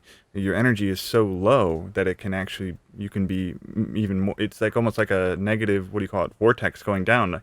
The more you go down that way, the easier it is for you to become affected by all these things. Yeah, And it's right. in the counter is all equally true. The more that you push out your intent to not interact with those energies, or like if you have like an entity that's bothering you at your home, and I don't think any way particularly works better. I don't know, in the sense of whether you yell at it and tell it to get out, or if you just try to rationalize with it and like have loving intent and just ask for assistance for whatever it is for somebody else to help you get this thing out of your home. But The best way that I've actually kind of explained and I had somebody not too long ago that I was asking me about that, and they said they were having experiences of something bad happening. I more or less the best way to kind of visualize that whole concept is to imagine, just picture yourself and a light, kind of emanating internally within you. Mhm. And then focus on that light more or less pushing outward in all direction and like encasing the entire room. until you pretty much see every wall is lit up with this light that was from you. And that's more or less kind of that sense of that light driving anything outward. So anything that is not welcome is pushed away with that light, Yep. I mean, you'll hear that all the time as far as whether it's extraterrestrial or paranormal or whatever. I mean, they refer to, children of the light and this and that. It all refers back to that internal light, that soul, that energy. I mean, you can refer to it in any way, shape, or form. That's the best way that I've been able to kind of describe it to somebody else in the case where they've had some sort of a problem or a situation, and how to combat it if it's something that they feel is threatening. Yeah. Very good. Do you have, Kasper, any particular clip you wanted to play for us? Because I know you sent me some of the EVPs and ghost box captures and videos and things. Is there any one you particularly wanted to show us that would be really interesting? And also, if you could kind of explain just real quick what an EVP and or a ghost box is, because even I am not really quite sure what that is. EVP is electronic voice phenomenon. You just walk around with a standard little handheld voice recorder. You'd use for, if you're in college and taking notes or whatever, and you need to record the lecture. It's just, that's really all it is. And pretty much we just hold it out there, and hopefully, usually you can always tell when it's something within a lower frequency. I mean, audio-wise, that you normally would, you don't hear with your own ears. Sometimes you do. That you have to go back and review later on, and you catch things that you were not aware of at the time, and there's voices that I've caught that were really, really intriguing that I was never expecting. The ghost box pretty much is technically just a radio, and what it does is it's programmed to. I mean, you can buy one at a Radio Shack or certain ones, and you can more or less kind of change the wiring up yourself. And what it does is it scans through frequencies at such a rapid rate, so it's clicking through the whole frequency band from what is it, 87.2 or whatever that 0.1 all the way up to 107 or something like that, and it just goes through rapidly, and it should be clicking through frequencies almost a channel every, it's like almost, I'd say 10 channels or almost 20 channels a millisecond. So it's not giving it enough time for a legitimate radio station to come through on. I mean, you might hear just kind of a type of thing when you're going through these frequencies. But that white noise, that energy, spirits can utilize that to manifest their voices and speak through it. And you can have, I mean, where I've heard, if you've ever watched any of the paranormal shows, some of them use I know Ghost Adventures is one. They're notorious for using the spirit box or ghost box, whatever you want to call it. And pretty much, you've had everything from one legitimate answer to, and sometimes intelligent responses to you compared to almost full on, them a whole statement. So there's no way that you could have had that response if it was a radio, considering that it's already clicked through about 10 to 20 different channels within the time that it said that. So, unless all the programming all of a sudden switched to one station, it's not possible. And you'll never really, you never know until you really start messing around with it. But you get these just just amazing responses sometimes with some of the places. Or some of the things that you can, just if you have the right equipment. And I'm absolutely happy that I finally invested it, because before it was just we were only going off of personal experiences. We go out there and walk around, and then you tell the story later on to somebody what you experienced, and sometimes they believe you, and sometimes you're like, oh yeah, whatever. It's probably just you being full of shit, or it's really, so it was really the next step. Is I was always intrigued about paranormal investigation, and I finally decided to create our a paranormal investigation group called Nocturnal Paranormal Group.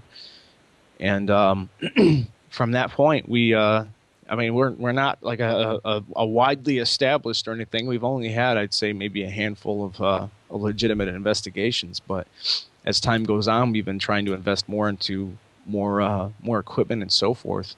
And thank God, man, we've gotten a spirit box, and we have the voice recorders now. So in that way, we can really utilize more or capture more stuff that we probably would have never been able to. And the process is showing stuff that likewise we would have missed 100 times. Mm-hmm. As far as the EVPs are concerned, Yeah, do you have one you wanted to play, or any of the ghost box or captures you wanted to me to play? yeah, I could throw a couple of them out there for you. Which one do you want me to play here? There's the one that's it's the Harvard warehouse. What do you want? To kind of break that one down, we were in this. It's a warehouse that's being completely renovated, and they're changing it into. I think they're making an art gallery out of it, and one half is going to be a banquet hall and so forth. Actually, while we were there, we had to wait around for about 2 or 3 hours because there was a Mexican. Wow, having a brain fart right now. Yeah, it happens when you're on air. It was a reception. It was a wedding reception, a Mexican one. So there's music playing consistently, the trombones and the horns and everything, and it was going for it seemed like it would never stop. And finally, when they did, and everybody cleared out, and then we had just a whole place to ourselves. And we were in this open area, which looked like it was going to be some sort of a lobby of some sort for another portion of this building.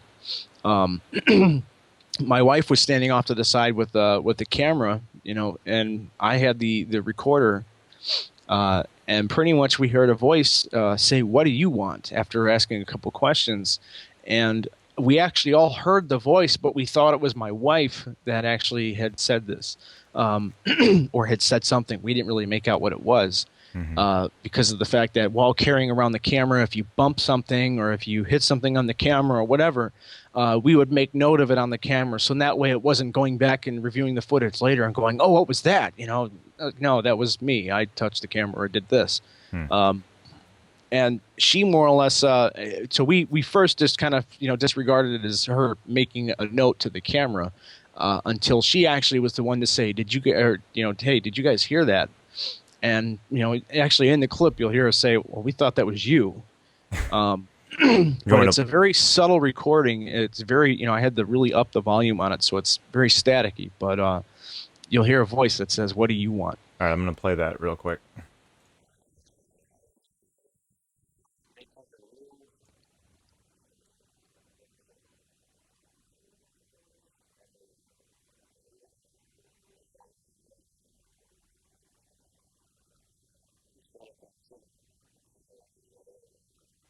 And that's the part at the beginning. I'm going to play that again here.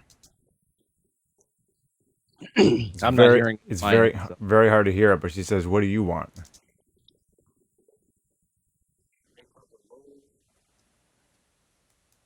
Yeah, that's crazy. So you're definitely sure that's not somebody off in another room saying that. No, Matt, play it again. Play it again. Yeah. It's in the beginning, right? We're listening for it in the beginning. The "What do you want?" Yeah. Yeah. Okay. It's like, "What do you want?" Ugh. Yeah. Did you Okay, get it I was that listening time? for it towards the end there. I was like, am I not picking this up? Okay, in the beginning, Uh, yeah. It was me, my wife, and my friend Keith. That we were the only three in that building. There was nobody else there. This is also, I think, this is about 1 or 2 o'clock in the morning. So there's nobody else around. So it wasn't, we couldn't attribute it to anything else. We had actually walked around the entire building before we entered. And the only place that was going on at that point was that reception. And we waited around until everybody cleared out because some of the places we were standing, there were windows visible, and we weren't technically supposed to be in the building, but we were able to get access into it through a friend of ours. So we were trying to keep a low profile and stay hidden away until everybody was gone. So there's no way, shape, or form that anybody would have been near that location around that time. Everybody was way long gone by that point. So it was definitely, it was an interesting one. Right after we knew that it was a woman, we started asking the woman questions. There's one point where you don't have to play that one, but there is a legitimate response where the Harvard, in that Harvard location, I'm like, "Did you used to work here? This was a factory, right?" And you hear a voice say, "Yeah," in direct response to me. The two other ones, as far as the EVPs, if you want to play, I mean, you guys can check them Yeah, all I out. think we like, got time for another one. Yeah. Yeah. There's the Gates ones. Both of those are really intriguing, and they were almost right after each other. Where one initially, I'm talking about where we're standing. We walked around on this big field, and supposedly it was a schoolhouse where I think a landscaper or the principal or something killed a bunch of kids and stuck their heads on the pikes of the gate. Yeah. So we walked around in this woods area, and we finally found what looked like an old wooden foundation of some sort, which could have been possibly the schoolhouse. I mean, I can't verify if that was or not, but in the process of me talking about, we're standing here by this thing, you hear a voice say, "Get out of the house," or actually one that says, "Get out," in the process of me talking, and then another one while I'm holding the recorder out, you hear it say, "Get out." Or get out of the house. It's the second one. So Let me play that first one really quick. We are out in the middle of the woods, standing right around a old wooden foundation or floor. I heard it right there in like the middle, right after. Yep. I'm gonna play that again. Hold on. We are out in the middle of the woods, standing right around a old wooden foundation or floor. That's a hard one. I'm gonna play the other one too. Get out of the house. Whoa. Creepy. Get out of the house. yeah, it's interesting. Yeah, I'm really curious to see some of the footage you got from the apartment or whatever where you went and Yeah, told that spirit to leave. When you went I to just got everything installed on my system again, so I'm in the. I have my camera sitting in front of me right now, and I'm going through the footage of that investigation because I'm hoping that I've got something from that. Whereas unfortunately, all the audio and the EVPs and everything were nothing. But I think we had some really interesting responses through the spirit box, which I'm hoping we've got on camera. Unfortunately, I've already been reviewing some of this, and the tape that we have, the beginning of it, where I was going to have an interview with the homeowners.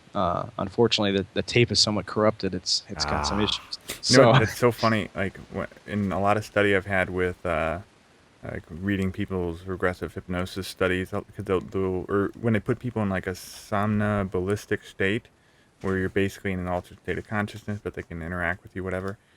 They have so many problems with recording information, like the microphones, where certain energies come in and it just like either the tapes slow down, speed up, and it doesn't matter what kind of technology you think you've got, that shouldn't be affected by these things.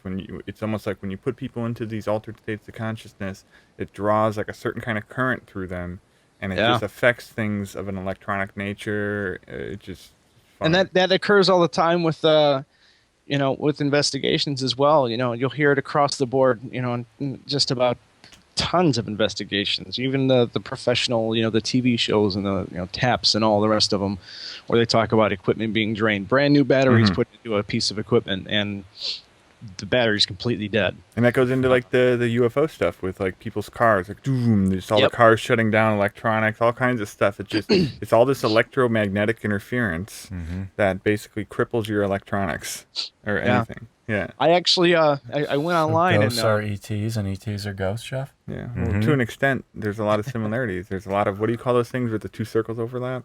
And there's like, the Venn diagram. yeah. What was so funny was, and it's not funny, but when you mention heads on pikes, like it just made me think of, there was a day and age not too long ago where that was Tuesday. That was a warning sign. That was a warning sign in your land. Like, don't fucking come over here, because this is what we do to people who come over here. But it would be no different from right now. Where it's just like, hey, there's some graffiti over there. You and I would just look at it. It's like if you go back far enough, we'd just be riding our horses, like, oh, we're over here to see Matt, and be like, oh, some shit must have gone down over there at Joe's house because it's got some heads on pikes. We're like, well, we'll out by the mailbox. we'll stop by there later and make sure everything's all right. Yeah. But that was just the normal. Well, we also had public stuff. beheadings. We had public stonings. We still do. You're right. We still do have these things. So yeah, that's crazy too when you think of that. Man. Yeah, we used to. We actually for some of the investigations, hopefully to deter from our equipment being drained and the batteries being killed instantly, I went out and I found a tutorial to actually build what's called EM pumps, so electromagnetic pumps. It just puts energy into the air. Number one, so a spirit can use that energy instead of using our equipment to manifest itself. And those have made a big difference. But we've had plenty of. There's actually a clip if you want to play, spirit box related. Technically, the one that he had was, my friend at the time had. They rigged up a radio from Radio Shack and changed flip the wiring around on it, so it has a lock feature on it. So you hit the scan button and it starts scanning rapidly through frequencies. There is in no way, shape, or form that it should ever stop scanning unless you hit the button to stop it. We had, you could probably go through almost all of those with the Round Lake one, but it's the one where it says hello and then the radio scream, and pretty much what happened was, number one, we had this. This voice that I actually thought said, "I'm going to make you hurt" initially, but I found out we actually got a ghetto ghost. As odd as that sounds, because I just going back and reviewing the footage to give the Matt. I went back and listened to it again, and we have one clip, and pretty much it's what I thought was, "I'm going to make you hurt." It was the voice that comes through. Initially, you hear "nigga," and then "I'm going to make you work," is what it said. Oh, man, a lot of relevance there. It was, as much as, I'm not trying to be, it's not not throwing out the N word for no reason, but that was the word that we got to come through on the on the spirit box. And then another time we asked another question or something about do you want to speak to us or whatever, and a voice said "fuck that." So it was like, all right, we got ourselves again. We were around Lake, around here, which is it's got some bad, not terrible neighborhoods, but some ghetto neighborhoods and stuff like that, so it was really interesting that after going through it again, I found that it's like, oh, we got this one saying "nigga, I'm gonna make you work," and then "fuck that." Crazy. You want me to play that clip here, the hello radio scream? Well, let me explain that one real quick, because going back on the concept of batteries draining, we actually, in the process of that happening, number one, we had a hello in there that was just random. But after I heard that "I'm going to make you work," but at the time I interpreted it for hurt, we were right when I started provoking a little bit. My buddy's camera died. So as soon as you see it, goes, "Oh, it's dead." I said, "Oh, okay, well, since you're pulling energy, why don't you do something else?" And right at that moment, in a direct response, the ghost box stopped scanning and got stuck on one frequency that we hadn't heard from that point, which was this screaming tone, radio tone that we never heard before. And pretty much was me saying, I'm like, you're not scaring me, but it was a little creepy, it's just this weird sound that we hadn't heard through the radio beforehand. I already got chills going through my body just talking about it. You'll see what I'm saying. You'll see what I'm saying when you hear it. All right, I'll play it. Show us what you're made of. Hurt me. I invite it. You don't scare me. You're like,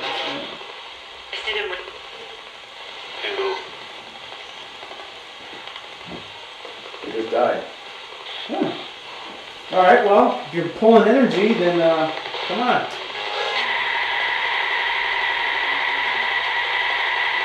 You don't scare me.